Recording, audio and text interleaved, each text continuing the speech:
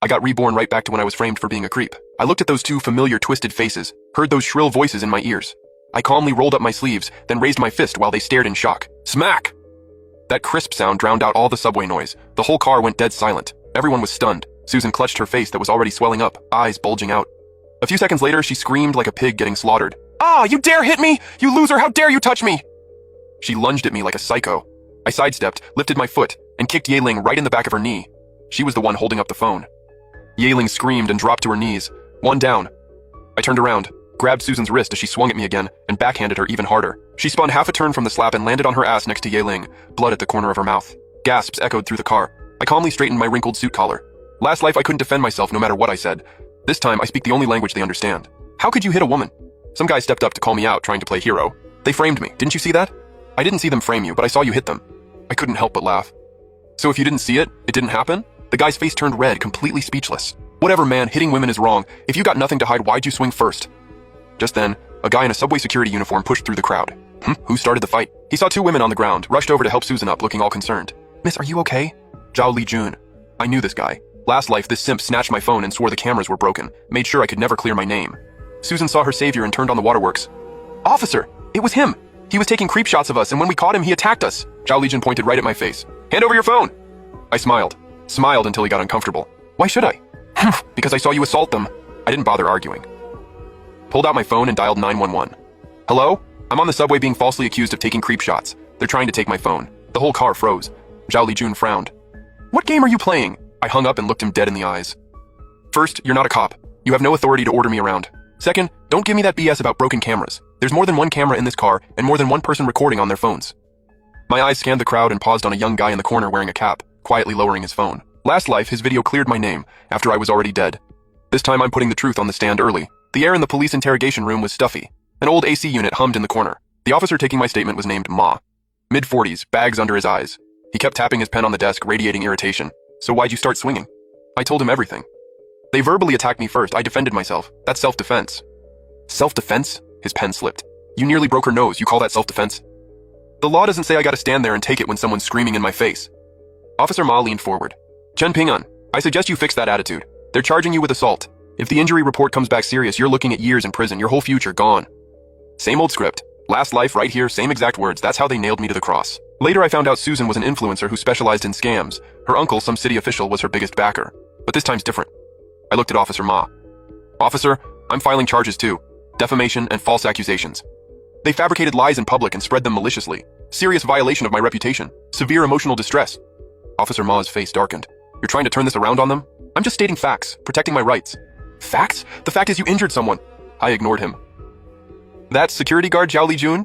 Negligent, possibly in on it with them? I reserve the right to hold him accountable. By regulation, surveillance footage is kept for at least 30 days. There are cameras at both ends of that car. No blind spots where I was standing. If the police claim the cameras were broken, I'll get a lawyer and request a judicial investigation. The interrogation room went dead silent. Officer Ma's expression changed. He stared at me hard. Just as things hit a standstill, the door opened. A young officer hurried over to Ma and whispered something. Officer Ma looked at me strangely. Chen Pingan, your fiancé's here, with a friend. Says she wants to talk. Lin Shinro.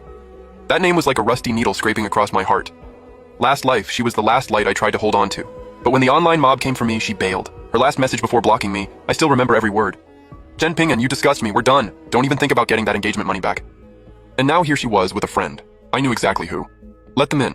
The door opened. Lin Shinro walked in first. White dress, delicate makeup, eyes all red. The guy behind her made the air feel greasy the second he stepped in.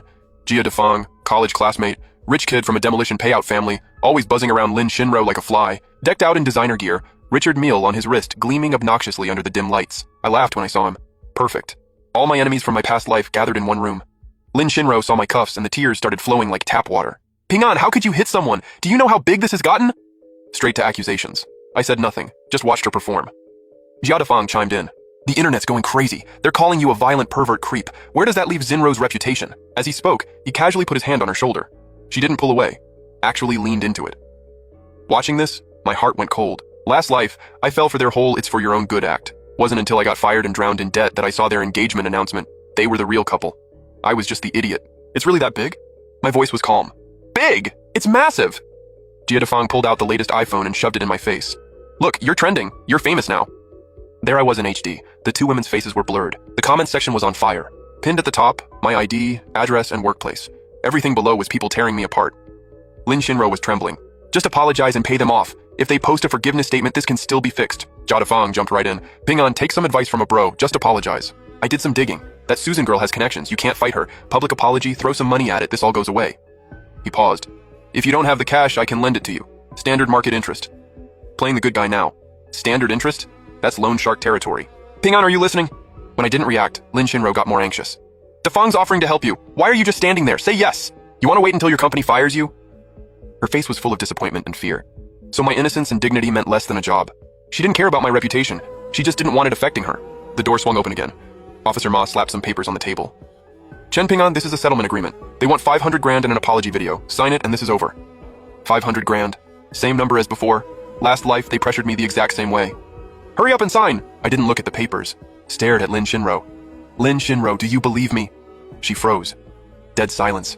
Everyone was looking at her. Do you believe I didn't take those photos? Does it even matter now? Does it matter if you did it or not? Everyone saw you hit them. Can you grow up? Doesn't matter. I laughed. So my innocence meant nothing to her. Jia Dafang stepped forward with a winner's look on his face. Ping An, Shinro's just looking out for you. Be mature. In this world, truth doesn't matter. What people believe matters. He picked up the agreement and tapped the signature line, like he was doing me a favor. Sign first. I'll transfer you the 500K. Write me an IOU later. Record the apology, say some humble words, swallow your pride. That's what men do. Bend when you need to. Through the door came the sound of two women laughing smugly. Susan and Ye Ling. Ha! Thought he was so tough. Look at him caving like a little bitch. Ooh, 500K! We hit the jackpot! Tonight we're hitting the fanciest sushi spot. Let that broke loser pay on his knees. Ha ha ha!